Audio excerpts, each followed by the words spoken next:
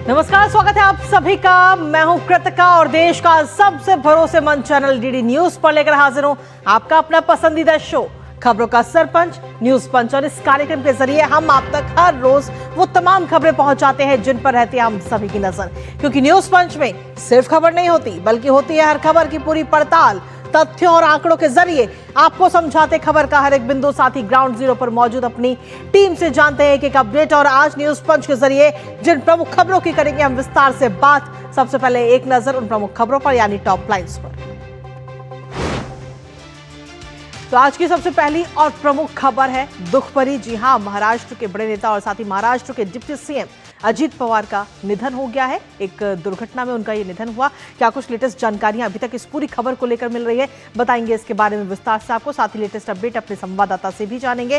लेकिन इसके साथ ही जो दूसरी प्रमुख खबर है वो है संसद के बजट सत्र से जुड़ी हुई। जी हां, आज से संसद का बजट सत्र शुरू होने जा रहा है और शुरुआत की अगर हम बात करें तो आज सबसे पहले राष्ट्रपति का अभिभाषण होगा, जिसके बाद में कल आर्थिक सर्वेक्षण को पेश किया जाएगा। लेटेस्ट अपडेट क्या है इसको लेकर के और किस तरीके से पक्ष और विपक्ष की तैयारियां हैं, बताएंगे विस्तार से। लेकिन इसके साथ ही तीसरी प्रमुख खबर पश्चिम बंगाल से, और सीधा रुक करते हैं इस बीच पर। और इसी के साथ जो तीसरी महत्वपूर्ण खबर है वो है पश्चिम बंगाल से जुड़ी, जहां चुनाव आयोग से ममता बनर्जी भिड़ती हुई इस समय नजर आ रही है। तो चलिए शुरुआत करते हैं आज के न्यूज पंच की इस पहली और प्रमुख खबर के साथ, जहां आपको बता दें कि आज से संसद के बजट सत्र की शुरुआत हो रही है और आज सबसे पहले राष्ट्रपति का अभिभाषण होगा। कल आर्थिक सर्वेक्षण पेश किया जाएगा और फिर 1 फरवरी को पेश किया जाएगा बजट, जिस पर हर किसी की निगाहें बनी हुई है कि इस बार के बजट में आखिर क्या कुछ रहेगा खास, कौन सी चीजें महंगी होंगी, कौन सी चीजें सस्ती होंगी, किस वर्ग को कितनी राहत मिलेगी। जहां एक तरफ आमजन बजट से तमाम उम्मीदें लगाए हुए हैं, तो वहीं दूसरी तरफ विपक्ष ने बजट सत्र के दौरान सरकार को घेरने की तैयारियां भी शुरू कर दी हैं। इससे पहले हमने देखा है कि विपक्ष ने शीतकालीन सत्र के दौरान काफी हंगामा किया और इस बार भी कुछ मुद्दों को लेकर सत्र में हंगामा नजर आ सकता है। आखिर कैसी है पक्ष और विपक्ष की तैयारियां संसद के बजट सत्र को लेकर, जानेंगे अपने संवाददाता से। लेकिन उससे पहले आपको दिखाते हैं आज से संसद का बजट सत्र। तो जी हां, आज से संसद का बजट सत्र ये शुरू होने जा रहा है, जिसमें सबसे पहले अगर हम देखें तो राष्ट्रपति के अभिभाषण से ये सत्र शुरू होगा, राष्ट्रपति के अभिभाषण के साथ। जिसके बाद में कल अगर हम देखें तो कल आर्थिक सर्वेक्षण पेश किया जाएगा। राष्ट्रपति के अभिभाषण के साथ आज शुरू होगा। राष्ट्रपति दोनों सदन की संयुक्त बैठक को आज संबोधित करती हुई नजर आएंगी, जिसके बाद में आने वाले कल आर्थिक सर्वेक्षण पेश करेगी सरकार 2025 और 26 का। इसके साथ ही आपको बता दें कि 1 फरवरी को 2026-27 का बजट पेश किया जाएगा। इस बजट सत्र की अगर जब हम बात करते हैं तो ये 2 चरणों में होगा और पहले चरण में अभिभाषण पर धन्यवाद प्रस्ताव पर चर्चा की जाएगी। प्रधानमंत्री नरेंद्र मोदी भी इसमें शामिल होंगे और इसके साथ ही अभिभाषण पर चर्चा के लिए लोकसभा में 3 दिन तय किए गए हैं। तो ये सत्र का पहला चरण अगर हम बात करें तो वो 13 फरवरी तक चलने वाला है, जो कि आज से शुरू होगा। और वहीं उसके बाद में दूसरा सत्र चलेगा 9 मार्च से 2 अप्रैल तक सत्र का दूसरा चरण होगा और सत्र के दौरान कुल 30 बैठकें होंगी। तो सीधे तौर पर बीते कल की अगर हम बात करें तो सर्वदलीय बैठक भी बुलाई गई सरकार की तरफ से, जिसमें सीधे तौर पर आह्वान किया गया कि शांति से और सुचारू रूप से ये सत्र चलाया जाए। लेकिन इसके साथ ही अब आज विपक्ष की तरफ से भी तमाम तैयारियां इसको लेकर की जा रही हैं। हमारे साथ हमारे सहयोगी ऋषि इस वक्त जुड़ गए हैं, सीधा उनका रुख करेंगे ताजा अपडेट के लिए। ऋषि, क्या कुछ लेटेस्ट अपडेट है आपके पास में? आज से बजट सत्र की शुरुआत हो रही है और साथ ही हंगामेदार सत्र रहने की भी पूरी इस वक्त संभावनाएं जताई जा रही हैं। आखिर कौन कौन से अहम मुद्दे इस बार बजट सत्र में नजर आ सकते हैं हमें? बजट सत्र की बात करें तो निश्चित तौर से भारत का जो बजट है इस बार भी 1 तारीख को यानी कि 1 फरवरी को संसद में लाया जाएगा।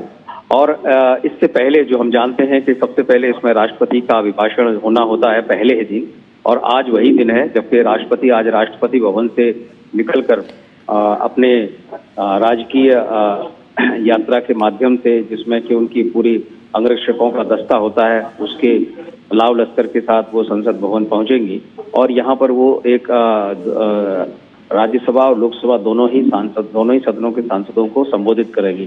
तो राष्ट्रपति के अभिभाषण में जो सरकार की नीतियां हैं, सरकार की जो योजनाओं की जो दिशा है वो हमें दिखाई देती हैं और हमारी अब तक की जो कामकाज की उपलब्धियां हैं वो दिखाई देती हैं, और इस भाषण के माध्यम से हमें एक दिशा का ज्ञान होता है, जिसमें जी। सरकार अपने देश को चलाने के लिए किस डायरेक्शन में आगे बढ़ रही है उसको हम उसमें देखते हैं। अब रही बात आज के कार्यक्रम की, तो राष्ट्रपति के अभिभाषण के बाद आज ये आज का संसद का जो सत्र है वो आज के सिर्फ राष्ट्रपति अभिभाषण तक सीमित होता है, और कल हम जानते हैं कि उस पर जो आर्थिक सर्वेक्षण है वो लाया जाएगा, और एक दिन का जो गैप है, और 1 तारीख को ये बजट संसद के लोकसभा में सबसे पहले लाया जाएगा। अब जहां तक विपक्ष की जिस तरीके से आपने बात की, विपक्ष तमाम अपने मुद्दों को अभी हमने देखा कि जो ऑल पार्टी मीटिंग थी फ्लोर लीडर्स के साथ, उसमें अपने उन्होंने रखी। खासतौर से 2 मुद्दे को जिन्होंने ज्यादा हाईलाइट किया, और उस पर सरकार ने भी अपनी स्थिति स्पष्ट जी। SIR पर चर्चा, और दूसरा जिस तरीके से जी राम जी विधेयक के पारित होने पर उस पर चर्चा करने की जो मांग है, क्योंकि दोनों पर ही चर्चाएं हो चुकी हैं। चूंकि विधेयक पारित हुआ है, दोनों सदनों में उस पर विस्तार से चर्चा हुई है। इसी तरीके से जो SIR से संबंधित जो चर्चा थी, जिसमें कि जो चुनाव सुधार से संबंधित चर्चा का नाम दिया गया था, क्योंकि SIR पर चर्चा इसलिए नहीं हो सकती, ये पहले भी रूलिंग्स दी जा चुकी हैं कि जो भी संवैधानिक संस्थाएं होती हैं जो स्वतंत्र काम करती हैं, उनके किसी भी कामकाज को यहाँ पर संसद सदन के अंदर चर्चा नहीं हो सकती, क्योंकि वो अपना पक्ष रखने के लिए यहाँ पर मौजूद नहीं होते हैं। बिल्कुल। संविधान में सभी के अधिकार अलग अलग तरीके से, जो शक्तियों का जो अलग अलग उनको रेखांकित किया गया है, इस लिहाज से सरकार ने साफ कर दिया है कि इन दोनों मुद्दे पर चर्चा संभव नहीं है। और बजट सत्र की जो मूल भावना होती है, आर्थिक बिंदुओं पर सबसे अधिक से अधिक चर्चा होती है। जी। हम जानते हैं कि 2 भाग हैं संसद के बजट सत्र के। पहले भाग में अभिभाषण पर धन्यवाद प्रस्ताव के माध्यम से चर्चा संपन्न होगी, और दूसरे भाग में अलग अलग मंत्रालयों से संबंधित जो डिमांड फॉर ग्रांट्स होती हैं, अनुपूरक मांगे होती हैं, उस पर विस्तार से चर्चा होती है, और सदन में उनको पारित करके बजट की रूपरेखा को पारित किया जाता है। बिल्कुल। तो ऐसी परिस्थिति में आज जो राष्ट्रपति का अभिभाषण है बहुत महत्वपूर्ण है, और अभिभाषण में आज हम देखेंगे कि राष्ट्रपति किन किन मुद्दों को देश के सामने रखती है। जी, लेकिन इसके साथ ही अगर हम देखें, कल की अगर हम बात करें तो आर्थिक सर्वेक्षण भी कल पेश किया जाएगा, जिसमें रूपरेखा भी नजर आएगी, और आज के अभिभाषण से भी कई सारी चीजें कहीं ना कहीं आगे आने वाले समय के लिए साफ हो जाएंगी। लेकिन वही विपक्ष तमाम तैयारियां कर रहा है कि जिस तरीके से शीतकालीन सत्र का कामकाज उसने ठप किया, लगातार SIR का मुद्दा उठाया, जिसको लेकर कई बार चीजें साफ हो चुकी है कि SIR जैसा मुद्दा सदन में नहीं उठाया जा सकता, उसके बावजूद भी इस बार भी उसी दिशा में सदन को ले जाने की कोशिश कहीं ना कहीं विपक्ष करेगा। देखिए, सत्ता पक्ष और विपक्ष दोनों से मिलकर सदन की कार्रवाई आगे बढ़ती है, और दोनों की जिम्मेदारी होती है। ऐसे में सिर्फ ये कहें कि सरकार को ही सदन चलाने की जिम्मेदारी। ठीक है, सीधा रुख करते हैं इस वक्त।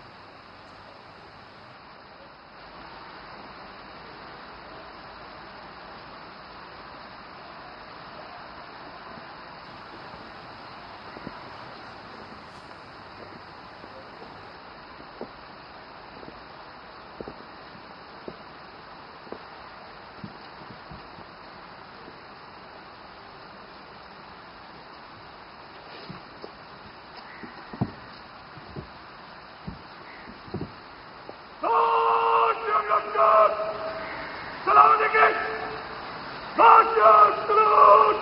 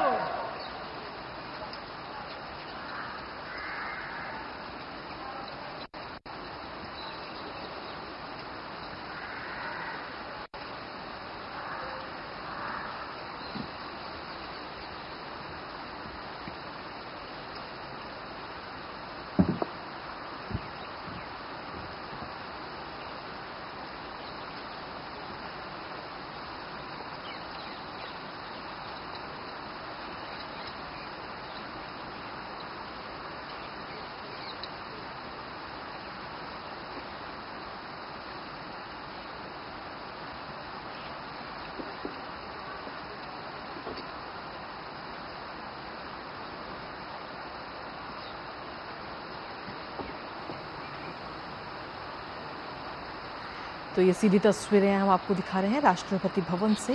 राष्ट्रपति द्रौपदी मुर्मू वहां से रवाना हो रही हैं संसद भवन के लिए। अब से कुछ ही देर में वो संसद भवन पहुंचेंगी।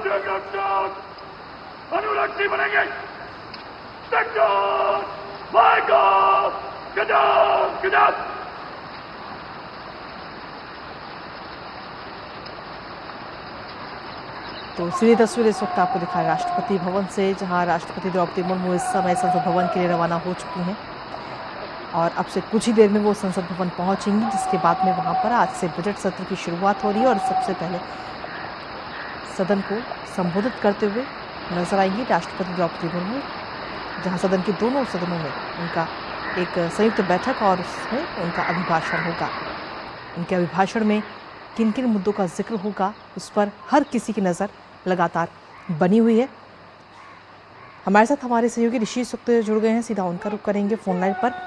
ऋषि, सीधी तस्वीरें इस वक्त हम अपने दर्शकों को दिखा रहे हैं राष्ट्रपति भवन से, जहां राष्ट्रपति द्रौपदी मुर्मू इस समय संसद भवन के लिए रवाना हो चुकी हैं।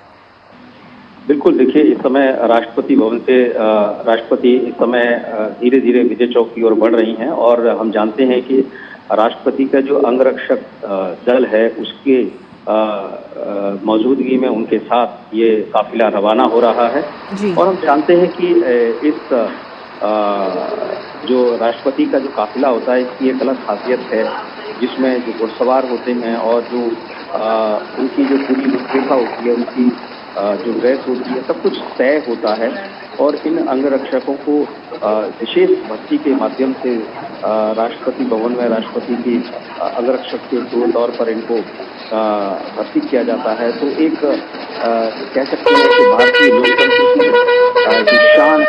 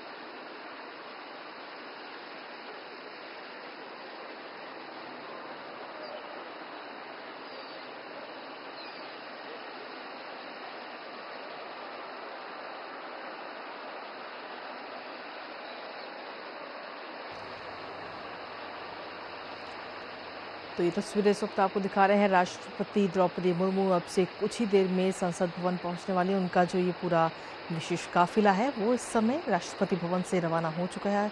अपनी विशेष बग्गी में सवार हैं इस वक्त देश की राष्ट्रपति द्रौपदी मुर्मू और उनके साथ में पूरे उनके अंगरक्षक दल भी इस वक्त आप देख पा रहे हैं स्क्रीन पर।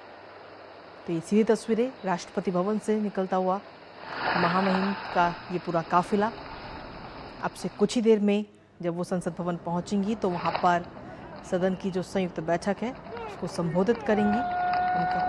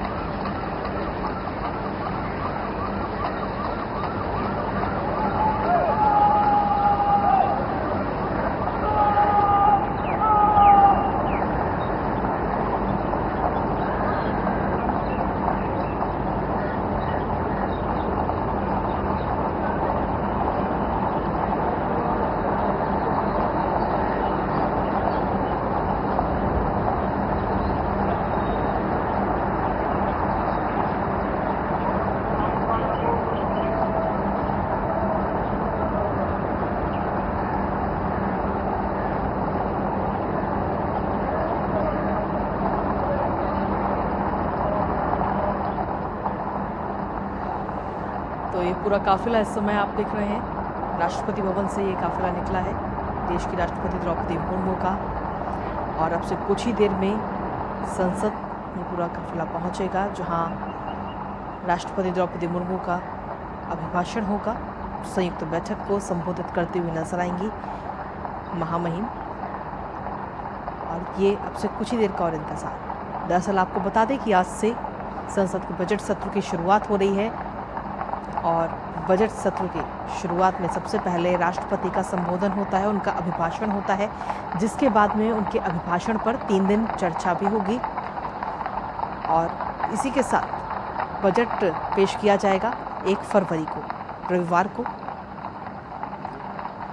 तो बजट से काफ़ी ज़्यादा उम्मीद है, लेकिन उससे पहले जब राष्ट्रपति का अभिभाषण होगा तो उस पर भी हर किसी की नज़र है कि इस बार राष्ट्रपति के अभिभाषण में वो किन चीज़ों का उल्लेख करेंगी, क्योंकि उसके बाद में उनके अभिभाषण पर 3 दिन चर्चा भी सदन में होगी।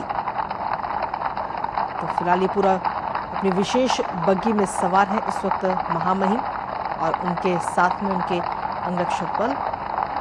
और सीधी तस्वीरें आपको दिखा रहे हैं। राष्ट्रपति भवन से ये काफिला, उनका विशेष काफिला निकल चुका है, रवाना हो चुका है संसद भवन के लिए। अब से कुछ ही देर में वो संसद भवन पहुंचेंगी, जहां पर उनका अभिभाषण होगा। काफ़ी खास रहता है आज का ये दिन। अपनी विशेष बग्गी में इस वक्त महामहिम सवार हैं और उनका ये विशेष काफिला, अब से कुछ ही देर का और इंतज़ार, जब संसद भवन ये विशेष काफिला पहुंचेगा।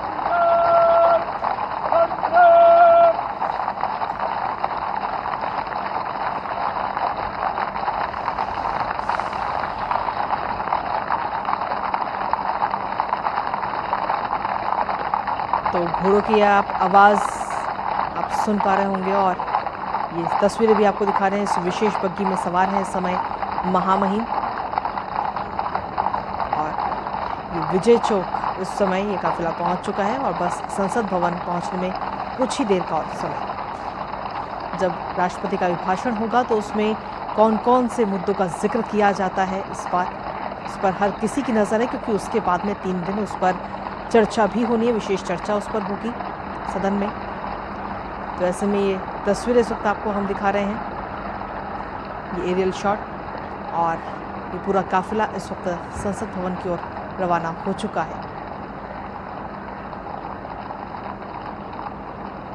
इस बार 1 तारीख को जब बजट पेश किया जाएगा तो उस बजट से भी काफ़ी ज़्यादा उम्मीदें इस वक्त आम जन को हैं। क्या चीज़ें महंगी होंगी, क्या सस्ती होंगी, और किस वर्ग को कितना लाभ मिलेगा, कितनी राहत मिलेगी, इस पर हर किसी की नज़र है। क्योंकि महिलाओं की अगर हम बात करें तो वो अपने रसोई खर्चे में कटौती की उम्मीद करती हैं, और ऐसे में हर वर्ग को इस वक्त उम्मीदें हैं इस बार के बजट सत्र से कि जब बजट पेश किया जाएगा तो उन्हें कितनी राहत मिलेगी। किसानों की अपनी उम्मीदें हैं, युवाओं की अपनी उम्मीदें हैं, और जो व्यापारी वर्ग है उसकी भी अपनी उम्मीदें हैं। हालांकि देखना होगा कि इस बार के बजट सत्र में क्या कुछ खास रहता है और किसकी उम्मीदें कितनी पूरी हो पाती हैं। तो ये फिलहाल तस्वीरें आपको दिखा रहे हैं, सीधी तस्वीरें। ये विजय चौक इस वक्त काफिला पहुंच चुका है, और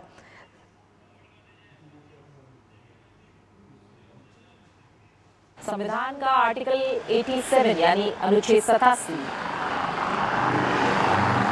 इस अनुच्छेद के अनुसार राष्ट्रपति के संसद में संबोधन से सत्र की शुरुआत होती है। ये एक पारंपरिक शुरुआती दस्तूर है। काफिला जो कि संसद भवन परिसर के द्वार पर पहुंच गया है और अंदर प्रवेश कर रहा है। राष्ट्रपति द्रौपदी मुर्मू संसद भवन में प्रवेश करती हुई। ये एक पारंपरिक शुरुआती दस्तूर है राष्ट्रपति का अभिभाषण, जिसका उद्देश्य सरकार की उपलब्धियों, नीतियों और आगामी योजनाओं का व्यापक रोड मैप पेश करना है। काफिला संसद भवन परिसर पहुंच चुका है। 11 बजे संसद की कार्रवाई, और तस्वीरों में हम देख रहे हैं प्रधानमंत्री नरेंद्र मोदी का आगमन संसद भवन में हो चुका है। लोकसभा अध्यक्ष उनका अभिवादन करते हुए, और प्रधानमंत्री नरेंद्र मोदी अब मौजूद संसद भवन में, और राष्ट्रपति का काफिला भी संसद भवन पहुंच चुका है। ये भव्य और पारंपरिक काफिला लाल बग्घी में सवार होकर राष्ट्रपति का आगमन।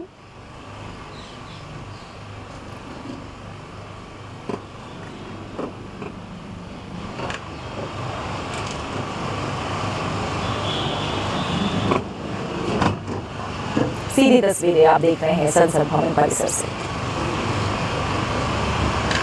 भारतीय संविधान आर्टिकल 87 जिसके तहत राष्ट्रपति लोकसभा के प्रत्येक आम चुनाव यानी जब भी आम चुनाव होगा उसके बाद जो पहला सत्र होगा उसकी शुरुआत राष्ट्रपति के अभिभाषण के साथ होगी और हर साल का जो पहला सत्र होगा वो जो कि आमतौर पर बजट सत्र होता है, इस दौरान संसद के दोनों सदनों की संयुक्त बैठक को राष्ट्रपति संबोधित करते हैं। राष्ट्रपति द्रौपदी मुर्मू जिनके काफिला पहुंच चुका है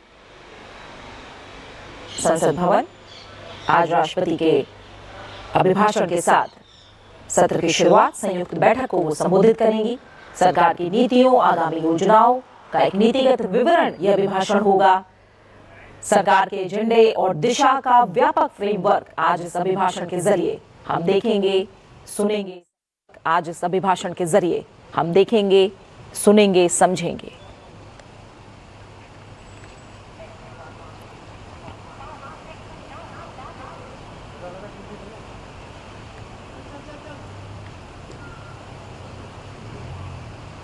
आर्टिकल 87 अनुच्छेद 87 राष्ट्रपति का एक विशेष संबोधन से जुड़ा हुआ जो हर साल और नई सरकार बनने के बाद अनिवार्य है। इसके अलावा अनुच्छेद 86 की अगर बात करें तो ये राष्ट्रपति को संसद के किसी भी सदन या संयुक्त सदन को संबोधित करने का अधिकार देता है। उपराष्ट्रपति सीपी राधाकृष्णन, प्रधानमंत्री नरेंद्र मोदी, लोकसभा अध्यक्ष ओम बिरला राष्ट्रपति के स्वागत और अभिवादन के लिए तैयार।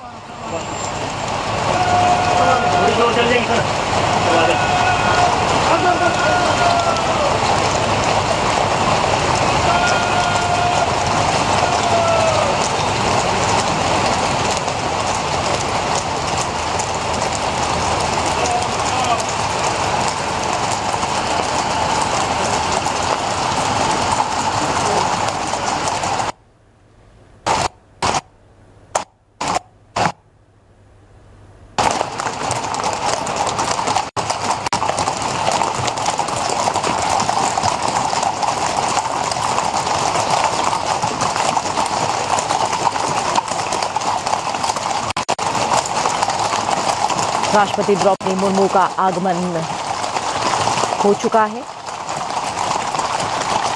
उपराष्ट्रपति सीपी राधाकृष्णन जो कि राज्यसभा के पदेन सभापति हैं, प्रधानमंत्री नरेंद्र मोदी और लोकसभा अध्यक्ष ओम बिरला उनके स्वागत और अभिवादन के लिए द्वार पर मौजूद हैं।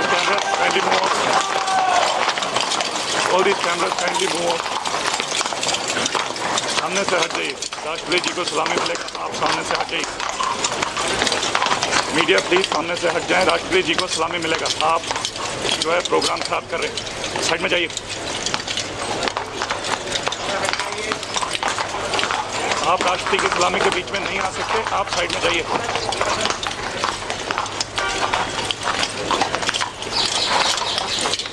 ये सेट द कैमरा प्लीज, आप साइड में जाइए। राष्ट्रपति पहुंच चुके हैं। कैमरामैन साइड में जाइए। उपराष्ट्रपति और राज्यसभा के पदेन सभापति साइड में चलिए, सलामी भी लाइव। सीपी राधाकृष्णन, प्रधानमंत्री नरेंद्र मोदी और लोकसभा अध्यक्ष ओम बिरला हमें एक ही तस्वीर में दिखाई दे रहे हैं। संसदीय कार्य मंत्री किरेन रिजिजू जी भी वहां मौजूद हैं।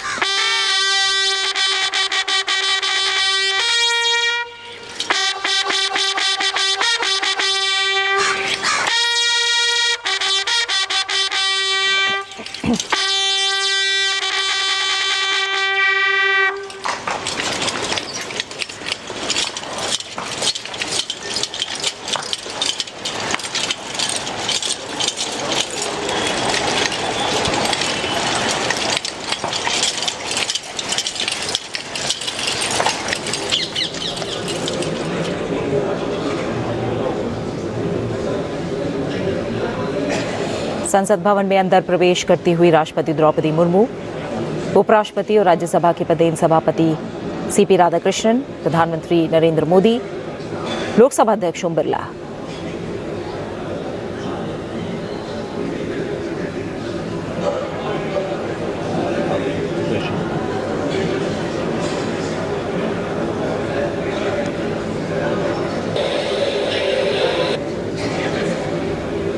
करती हुई राष्ट्रपति द्रौपदी मुर्मू,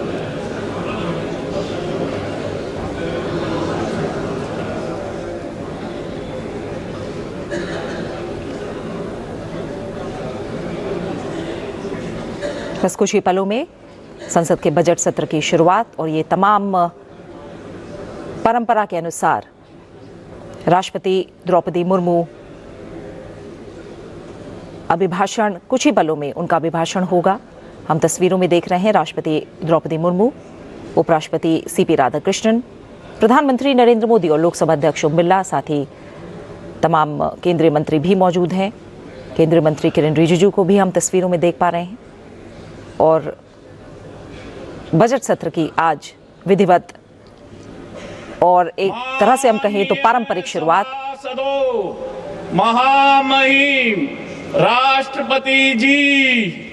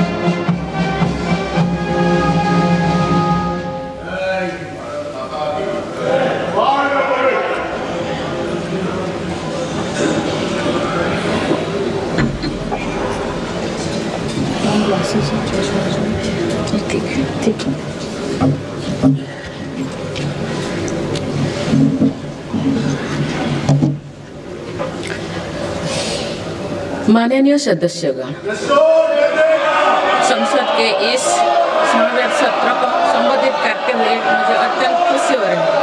बीता वर्ष भारत के तेज विकास और विरासत के उत्सव के रूप में स्मरणीय रहा है। ये कालखंड अपने साथ अनेक प्रेरणाएं लेकर आया है। इस समय वंदे मातरम के 150 वर्षों होने पर पूरे देश में समारोह आयोजित हो रहा है। सभी देशवासी इस महान प्रेरणा के लिए ऋषि बंकिम चंद्र चट्टोपाध्याय जी को नमन कर रहे हैं। मैं आप सभी संसद सदस्यों को बधाई देती हूं कि इस पूर्ण अवसर पर संसद में विशेष चर्चा का आयोजन किया गया है। माननीय सदस्यगण, इसी दौरान देशवासियों ने श्री गुरु तेग बहादुर जी का 350 शहीद दिवस पर्व पूरी श्रद्धा के साथ मनाया। भगवान बिरसा मुंडा के 150 जन्म जयंती वर्ष के दौरान देश ने उन्हें श्रद्धांजलि दी और आदिवासी समाज के योगदान को याद किया। सरदार पटेल की 150वीं जन्म जयंती से जुड़े आयोजन ने एक भारत श्रेष्ठ भारत के भाव को मजबूत दी।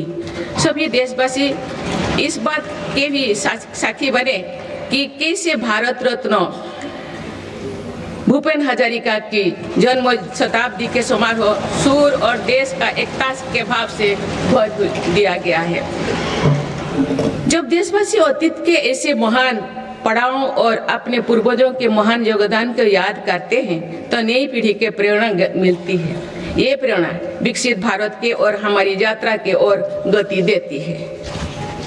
माननीय सदस्यगण, वर्ष 2026 के साथ ही हमारे देश इस सदी के दूसरी पड़ाव पर पहुंच गया है। भारत के लिए सदी के पहले 25 वर्षों का समापन अनेक सफलताओं, गौरवशाली उपलब्धियों और असाधारण अनुभवों के साथ हुआ है। बीते 10-11 वर्षों में भारत ने हर क्षेत्र में अपनी नींव मजबूत की है। ये वर्ष 2047 तक विकसित भारत की तेज यात्रा का बहुत बड़ा आधार है। माननीय सदस्यगण, बाबा साहेब अम्बेडकर ने हमेशा समानता और सामाजिक न्याय पर जोर दिया। हमारे संविधान भी हमें यही प्रेरणा देता है। सच्चा सामाजिक न्याय यानी देश के हर नागरिक को उसका पूरा हक मिले, बिना किसी भेदभाव से मिले। मेरी सरकार सच्ची सामाजिक न्याय के लिए समर्पित है और इसी का नतीजा है कि पिछले एक दशक में 25 करोड़ देशवासी गरीबी को हराकर गरीबी से बाहर निकल के सरकार के तीसरे कार्यकाल में गरीबों को सशक्त करने के लिए अभियान और तेजी से आगे बढ़ा है। पिछले एक दशक में गरीबों के 4 करोड़ पक्के घर बने। बीते एक वर्ष में 32 लाख नए घर गरीबों के को मिले।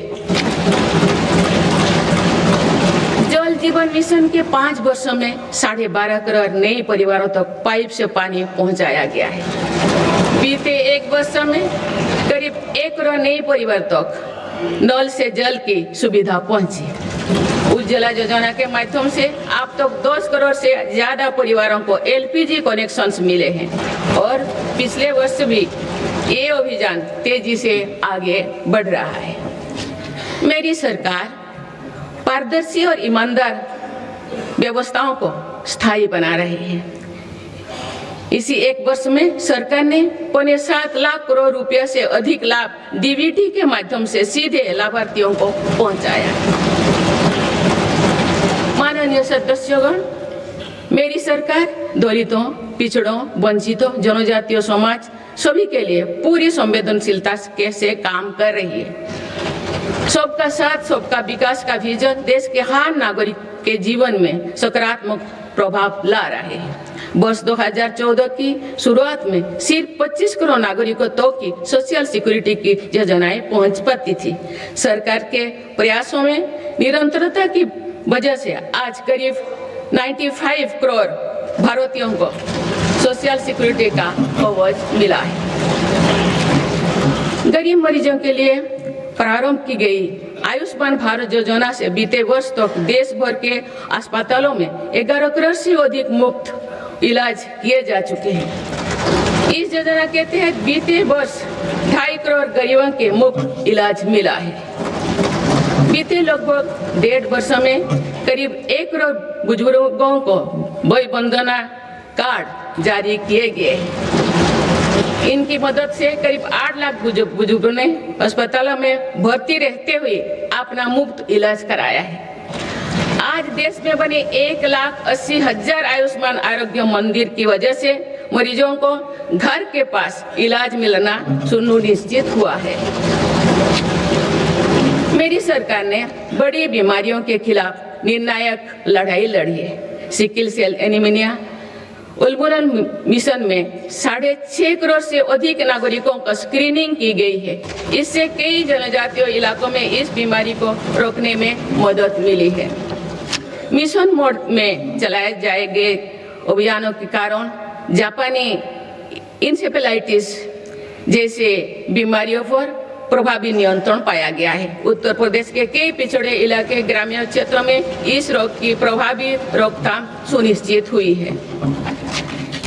ये गर्व की बात है कि विश्व स्वास्थ्य संगठन में भारत को आंखों का संक्रमण ट्राइकोमा से मुक्त घोषित कर दिया है। मेरी सरकार हर नागरिक को बीमा सुरक्षा देने के लिए भी प्रतिबद्ध है।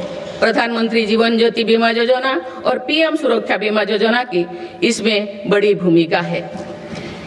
इन योजनाओं से करोड़ों जरूरतमंद नागरिकों को बीमा कवरेज मिला है। इनके तहत 24,000 करोड़ रुपया से अधिक का क्लेम भी दिया गया है। ये योजनाएं संकट के समय करोड़ों गरीबों का संबल बनी है।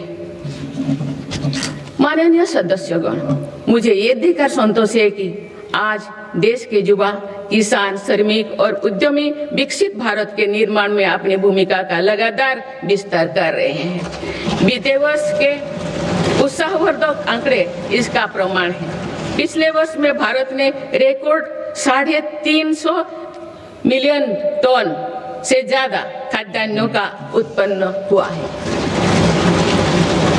150 मिलियन टन उत्पादन के साथ भारत दुनिया का सबसे बड़ा चावल उत्पादन देश बन गया है। हमारा देश विश्व का दूसरे सबसे बड़ा मछली उत्पादन देश भी बना है। ये ब्लू इकोनॉमी में देश की सफलता को दिखाता है। दूध उत्पादन क्षेत्र में भी भारत दुनिया के सबसे सफल देश के रूप में जाना जाता है। एक सहकारिता आंदोलन की मजबूती का परिणाम है। देश के मैन्युफैक्चरिंग सेक्टर में भी इस दौरान रिकॉर्ड ग्रोथ दर्ज किया है। मोबाइल मैन्युफैक्चरिंग जैसे फील्ड में भारत अब दुनिया का दूसरे सबसे बड़ा देश बन गया है। 2025-26 के पहले 5 महीने में भारत का स्मार्टफोन एक्सपोर्ट 1 लाख करोड़ रुपया के पार हो गया था। इस साल भारत ने 100 से अधिक देशों को इलेक्ट्रिक व्हीकल का निर्यात शुरू किया। माननीय सदस्यगण, मेरी सरकार भ्रष्टाचार और घोटाला से मुक्त व्यवस्था का निर्माण करने में सफल हो रहा है। इससे करदाताओं की एक पाई देश के विकास और जन कल्याण से खर्च हो रही है। भारत आज आधुनिक इंफ्रास्ट्रक्चर पर अभूतपूर्व निवेश कर रहा है। जल, थल, नभ हर क्षेत्र में भारत की तेज गति आज विश्व में चर्चा का विषय है। अटल जी के समय पीएम ग्रामीण सड़क योजना शुरू हुई थी। बीते 1 वर्ष में भारत ने लगभग 18,000 किलोमीटर नई ग्रामीण सड़कें जोड़ी है। अब भारत की करीब पूरी ग्रामीण आबादी सड़क से जुड़ चुकी है। गरीब तथा मध्यम वर्ग की सेवा में लगी भारतीय रेल तेजी से 100% इलेक्ट्रिफिकेशन के लक्ष्य के प्रति आगे बढ़ रही है। मिजोरम के आइजल और नई दिल्ली को डायरेक्ट रेल रोड से जोड़ा गया है। बीते वर्षों जब आइजल के स्टेशन पर पहली बार राजधानी एक्सप्रेस का आगमन हुआ तो स्थानीय लोगों के उत्साह ने सारे देश को प्रसन्नता के भाव से जोड़ा है। जम्मू कश्मीर विश्व के सबसे उच्च रेलवे आर्च ब्रिज, चुनाव ब्रिज और तमिलनाडु में नई पंबन ब्रिज का निर्माण कर भारत ने इंफ्रास्ट्रक्चर क्षेत्र में एक कीर्तिमान स्थापित किया है। आज जम्मू कश्मीर से केरल तक 150 से ज्यादा वंदे भारत ट्रेनों का नेटवर्क खड़ा हो चुका है। कुछ दिन पूर्व ही वंदे भारत ट्रेनों के नई पीढ़ी का पदार्पण हुआ है। बंगाल से असम के बीच वंदे भारत स्लीपर ट्रेनों की शुरुआत भारत की रेल प्रगति की नई उपलब्धि है। भारत के मेट्रो नेटवर्क पर भी देशवासियों को गर्व है। 2025 में भारत का कुल मेट्रो नेटवर्क 1000 किलोमीटर के ऐतिहासिक आंकड़ों को पार कर गया है। दुनिया के तीसरी सबसे बड़े मेट्रो नेटवर्क वाला देश बन गया है। मेरी सरकार ने इनलैंड वाटरवेज के विकास पर भी अनेक काम किए हैं। पहले भारत में राष्ट्रीय जलमार्गों की संख्या 5 थी, जो अब 100 से अधिक हो चुकी है। इससे उत्तर प्रदेश, बंगाल, बिहार समेत पूर्वी भारत के राज्य लॉजिस्टिक हब बनकर उभर रहे हैं। क्रूज टूरिज्म से तटीय और नदी इलाकों में पर्यटन बढ़ रहा है और स्थानीय अर्थव्यवस्था मजबूत हो रही है। माननीय सदस्यगण, स्पेस टूरिज्म भी अब भारत की पहुंच से दूर नहीं है। भारत के युवा अंतरिक्ष यात्री शुभांशु शुक्ला का इंटरनेशनल स्पेस स्टेशन पर पहुंचना एक ऐतिहासिक यात्रा का आरंभ है। आने वाले समय में हमारा देश अंतरिक्ष में भारतीय स्टेशन की स्थापना की दिशा में आगे बढ़ने वाला है। देश बहुत उत्साह के साथ गगनयान मिशन पर भी काम कर रहा है। माननीय सदस्यगण, दशकों से लंबित परियोजनाओं को गति देने के लिए योजनाओं के लाभ को हर लाभार्थी तक पहुंचाने के लिए मेरी सरकार ने प्रगति नाम से एक नई व्यवस्था आरंभ की है। दिसंबर 2025 में प्रगति के 50वें बैठक का ऐतिहासिक पड़ाव भी आया। बीते वर्ष में प्रगति ने 85 लाख करोड़ रुपया से अधिक के प्रोजेक्ट्स के गति दी। लाखों करोड़ रुपया की कल्याणकारी योजनाओं को धरातल पर उतारने में मदद की।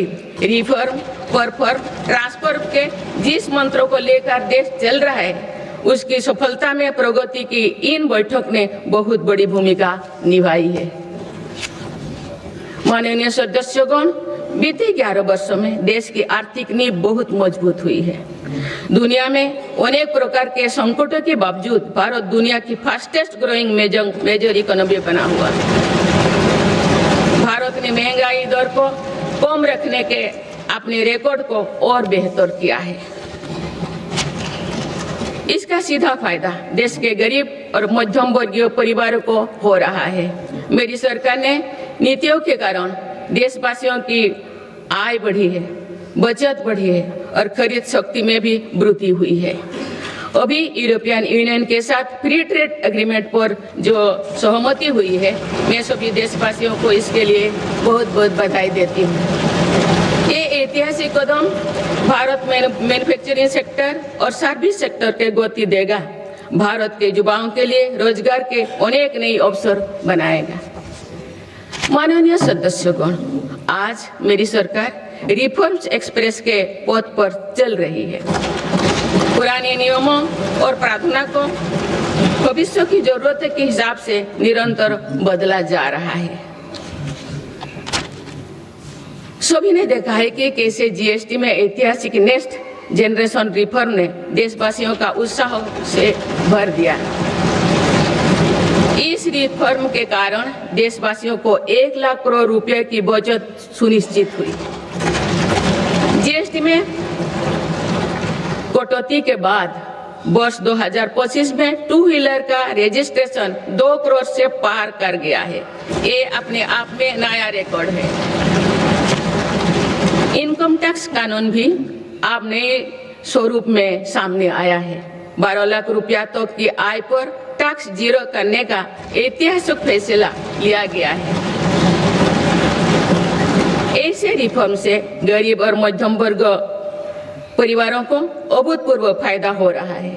इससे देश की अर्थव्यवस्था को भी नई गति मिली है। माननीय सदस्यगण, देश में अनेक नए सेक्टर्स के उदय के साथ ही श्रमिकों के हितों को सुरक्षित करना भी उतना ही आवश्यक है। नई श्रमिक कानून लागू करने के पीछे भी ये उद्देश्य है। लंबे समय से देश के श्रम शक्ति दर्जनों कानूनों में उलझे हुए थे। इसको आप सिर्फ 4 कोड में सीमित किया गया है। इससे श्रमिकों के उचित वेतन, भत्ते और अन्य कल्याणकारी लाभ मिलने आसान हुई है। देश के युवाओं और महिलाओं को इसका खास तौर से फायदा होगा। माननीय सदस्यगण, मेरी सरकार भारत को ग्रीन ग्रोथ और आधुनिक टेक्नोलॉजी का पावर हाउस बनाने में जुटे हैं। तेजी से बढ़ती डिजिटल अर्थव्यवस्था, एआई और डेटा सेंटर्स निवेश बढ़ रहा है। इकोनॉमी के इस नए स्वरूप के लिए अधिक ऊर्जा की भी जरूरत है। इस दिशा में परमाणु ऊर्जा की बड़ी भूमिका है। हाल ही में पारित शांति अधिनियम से 2047 तक 100 गीगावाट परमाणु ऊर्जा का लक्ष्य पाने में मदद मिलेगी। इस ऐतिहासिक रिफॉर्म के लिए मैं आप सभी का बहुत बहुत अभिनंदन करती हूँ। न्यूक्लियर के अलावा भारत सोलर पावर सेक्टर में तेजी से आगे बढ़ रहा है। पीएम सूर्यघर मुक्त बिजली योजना से देश के आम उपभोक्ता आप बिजली के उत्पादक बन रहे हैं। आप तक लगभग 20 लाख रूफटॉप सोलर सिस्टम लगाए जा चुके हैं। इससे लाखों परिवारों के घर में बिजली का उत्पादन बढ़ा है और इन परिवारों के बिजली बिल कम हुई है। इन सभी प्रयासों से भारत एक दशक के अंत तक 500 गीगावाट की रिन्यूएबल एनर्जी कैपेसिटी को लक्ष्य पर जरूर हासिल करेगा।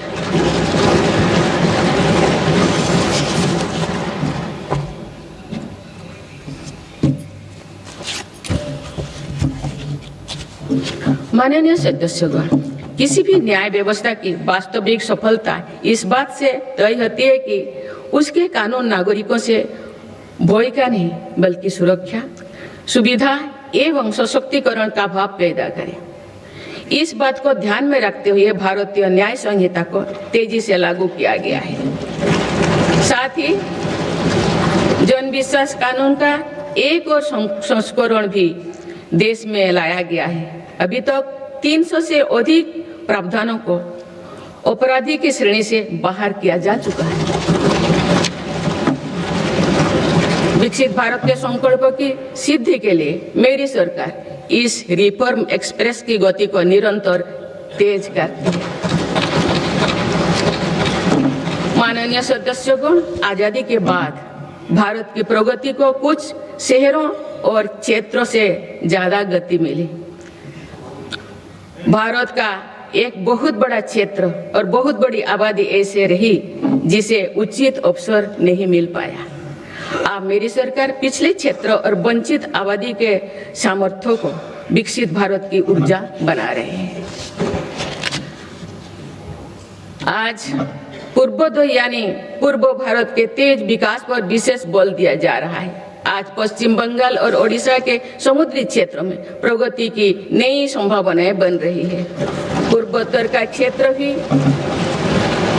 आज विकास की मुख्य धारा से जुड़ रहा है। पूर्वोत्तर में असम श्रीमद शंकर देव जी की जैसे महान विभूतियों की भूमि है। अब वो दिन भी दूर नहीं है। असम में बनी सेमीकंडक्टर चिप दुनिया भर के इलेक्ट्रिक उत्पादों की लाइफलाइन बनेगी। इस क्षेत्र में कनेक्टिविटी पर भी अभूतपूर्व बल दिया जा रहा है। माननीय सदस्यगण, बीते 11 वर्षों में पूर्वोत्तर में 7,200 किलोमीटर से ज्यादा राष्ट्रीय राजमार्ग बनाए गए हैं। इससे दूर दराज पहाड़ी, जनजातीय और सीमावर्ती इलाकों तक पहुंचना आसान हुआ है। साथ ही प्रधानमंत्री ग्राम सड़क योजना के तहत लगभग 50,000 किलोमीटर ग्रामीण सड़कें बनी हैं। इससे बाजार, अस्पताल और स्कूल तक पहुंचना सरल हुआ है। 11 वर्षों में पूर्वोत्तर में रेलवे के विकास पर 80,000 करोड़ रुपया से अधिक का निवेश किया गया है। अरुणाचल प्रदेश, त्रिपुरा और मिजोरम, इन तीनों राज्यों की राजधानियां अब ब्रॉडगेज रेल लाइन से जुड़ चुकी हैं। इससे इन इलाकों में आर्थिक प्रगति, रोजगार और पर्यटन उद्योग के लिए नई द्वार खुले। साथ साथ पूर्वोत्तर की आरोग्य और सुरक्षा के लिए भी ये दशक निर्णय का दशक रहा है। ईटानगर में स्टेट कैंसर इंस्टीट्यूट और असम के शिवसागर में मेडिकल कॉलेज बनने से लाखों परिवारों को इलाज में मदद मिलेगी। सिक्किम के सिच्चे में मेडिकल कॉलेज और अगरतला में महिलाओं और बच्चों का अस्पताल बनने से भी बड़ी सुविधा होगी। इस तरह के प्रयासों से पूर्वोत्तर में एक बड़ा हेल्थ इंफ्रास्ट्रक्चर तैयार हो रहा है। माननीय सदस्यगण, जो पिछड़ा हो वो मेरी सरकार की प्राथमिकता है। पीएम जनमन योजना पीएम जनमन योजना आदिवासियों में भी सबसे पिछड़े जनजातियों की 20,000 से ज्यादा गांवों को विकास से जोड़ा जा रहा है। इन गांवों में गरीबों के करीब 2.5 लाख घर इसी योजना के माध्यम से बने हैं। धरती आबा जनजातियों ग्राम उत्कर्ष अभियान से भी आदिवासी क्षेत्रों में विकास को अभूतपूर्व गति मिल रही है।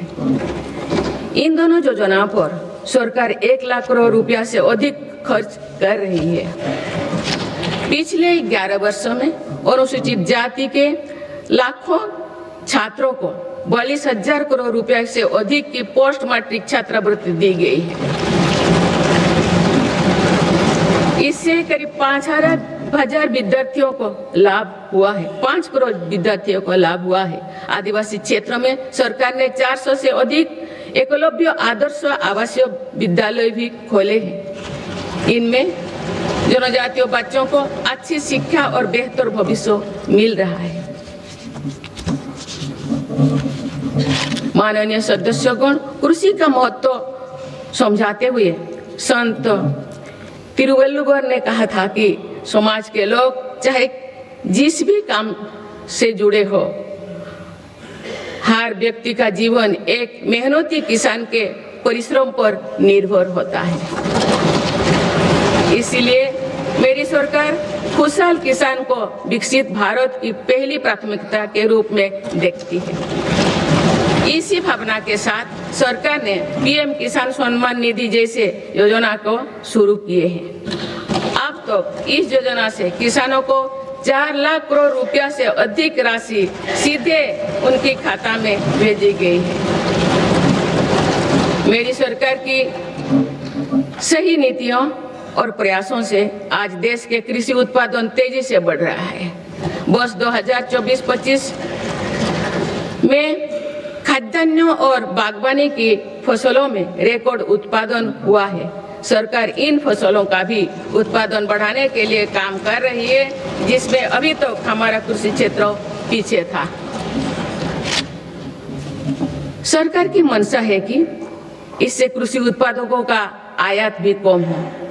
खाद्य तेल, तिलहन और दलहन से जुड़े नेशनल मिशन के कारण इन क्षेत्रों में देश आत्मनिर्भरता की ओर बढ़ रहा है।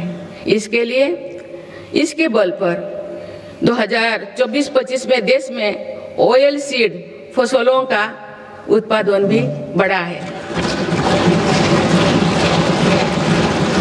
किसानों की अतिरिक्त आय के लिए सरकार द्वारा मिलर्स यानी श्री अन्न को वैश्विक स्तर पर बढ़ावा देने का कार्य भी निरंतर जारी है। माननीय सदस्यगण, आज किसानों को अनाज उत्पादन के साथ ही पशुपालन, मत्स्य पालन और मधुमक्खी पालन से भी आर्थिक प्रगति के रास्ते से जोड़ा जा रहा है। कोस्ट लाइन पर रहने वाले मछुआरों को एक्सक्लूसिव इकोनॉमिक जोन का लाभ देने के लिए नई नीति बनी है। इसके साथ ही हाई सीज की क्षमताओं के इस्तेमाल में सक्षम बनाने के लिए भी नई पॉलिसी बनाई गई है। 2024-25 में देश का मत्स्य उत्पादन लगभग 200 लाख टन हो गया है। 2014 की तुलना में इसमें कुल 105% की बढ़ोतरी हुई है। माननीय सदस्यगण, मेरी सरकार ने एग्रीकल्चर सेक्टर के आधुनिकीकरण के लिए और बेहतर लॉजिस्टिक्स निर्माण के लिए एग्रीकल्चर इंफ्रास्ट्रक्चर फंड की व्यवस्था भी की है। मुझे ये साझा करते हुए खुशी हो रही है कि इसके जरिए अब तो 1.25 लाख करोड़ रुपया से अधिक का निजी निवेश आकर्षित हुआ है। इससे युवाओं के लिए रोजगार के लाखों नए मार्ग भी सृजित हुई है। सरकार की दूरदर्शिता से देश में फूड प्रोसेसिंग क्षमता 20 गुना बढ़ी है। इससे किसानों को उनकी फसल का बेहतर मूल्य मिल रहा है। माननीय सदस्यगण, ग्रामीण क्षेत्र में रोजगार और विकास के लिए विकसित भारत जी राम जी कानून बनाया गया है।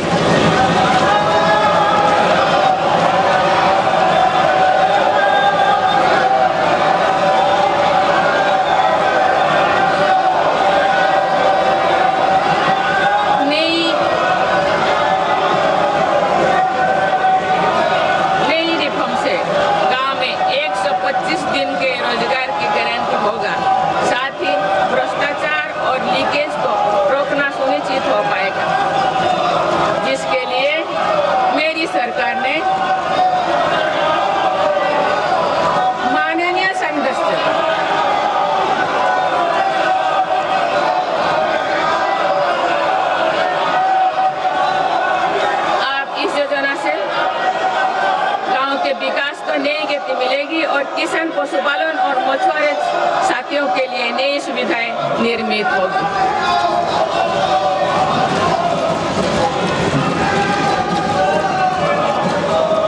माननीय सदस्यगण, मेरी सरकार कृषि और पशुपालन जैसे सेक्टर्स में सहकारिता आंदोलन को सशक्त बना रही है।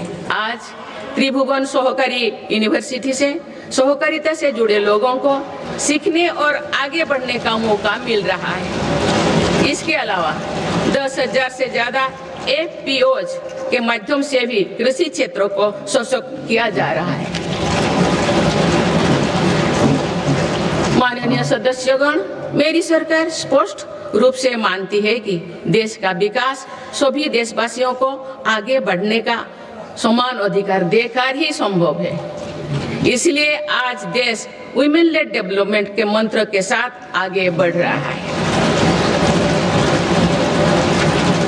मेरी सरकार ने महिलाओं के लिए समर्पित विशेष योजनाएं बनाए हैं और साथ ही अन्य योजनाओं के केंद्र में भी महिलाओं को रखा है।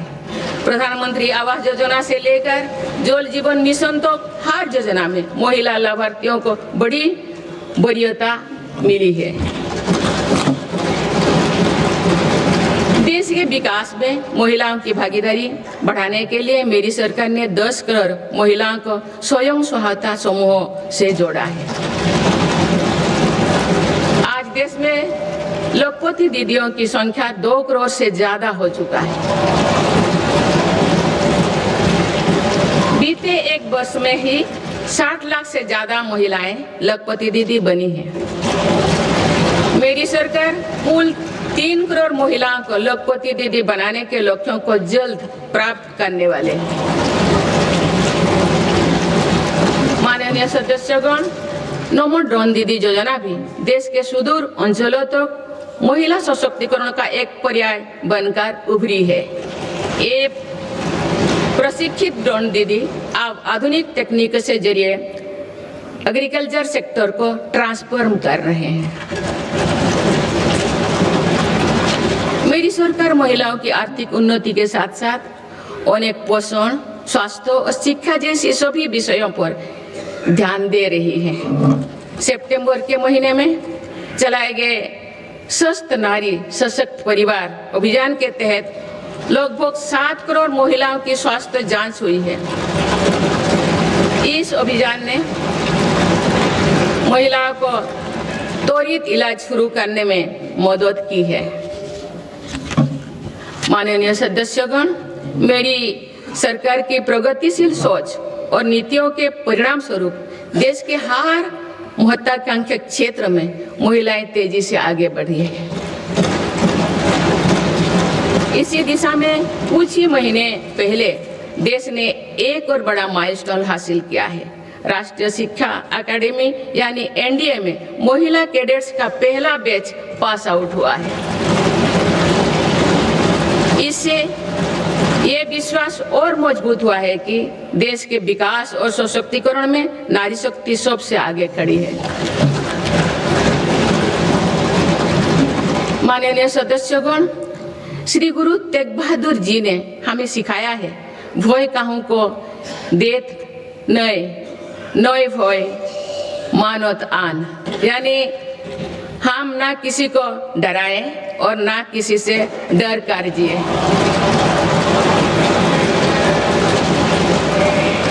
इसी निडर मन से, इसी भावना से देश की सुरक्षा सुनिश्चित कर सकते हैं। भारत ने सिद्ध किया है कि शक्ति का प्रयोग उत्तरदायित्व और विवेक के साथ किया जा सकता है। ऑपरेशन सिंदूर से विश्व ने भारतीय सेना का शौर्य और पराक्रम देखा। हमारे देश ने अपने संसाधनों के बल पर आतंकियों के अड्डे को ध्वस्त कर दिया है। मेरी सरकार ने कड़ा संदेश दिया है कि भारत पर किसी भी आतंकी हमले का जवाब दृढ़ और निर्णायक होगा। सिद्धू जल समझौते को स्थगित किया जाना भी आतंकवाद के विरुद्ध हमारी लड़ाई का हिस्सा है। देश की रक्षा व्यवस्था को और मजबूत बनाने के लिए मिशन सुदर्शन चक्र पर भी काम हो रहा है। माननीय सदस्यगण, मेरी सरकार की नीतियों के अनुरूप सुरक्षा बलों ने माओवादी आतंक पर भी निर्णायक कार्रवाई की है। वर्षों तक देश के 126 जिलों में असुरक्षा, भय और अविश्वास का वातावरण था। माओवादी विचारधारा ने कई पीढ़ियों का भविष्य अंधकार में डाल दिया। इसका सबसे ज्यादा नुकसान हमारे युवाओं, आदिवासी और दलित भाई बहनों को हुआ। आज माओवादी आतंक की चुनौती 126 जिलों से घटकर 8 जिलों तक सीमित हो गए हैं। इनमें भी 3 जिले ही ऐसे हैं जो गंभीर रूप से प्रभावित है। इस एक साल में माओवादी से जुड़े लगभग 2000 लोगों ने आत्मसमर्पण किया है। इससे लाखों नागरिकों के जीवन में शांति लौटी है। माओवादी से प्रभावित रहे इलाकों में परिवर्तन को आज पूरे देश देख रहा है। बीजापुर के एक गांव में 26 साल बाद बस पहुंची तो लोगों ने किसी उत्सव की तरह खुशी मनाई।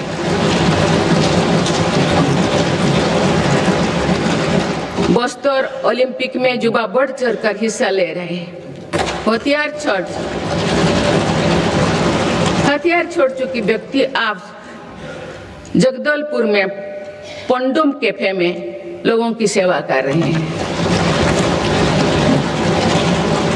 माननीय सदस्यगण, मेरी सरकार ये सुनिश्चित कर रही है कि जो लोग हथियार छोड़कर मुख्यधारा से जुड़े हैं उनका जीवन पटरी पर लौटे।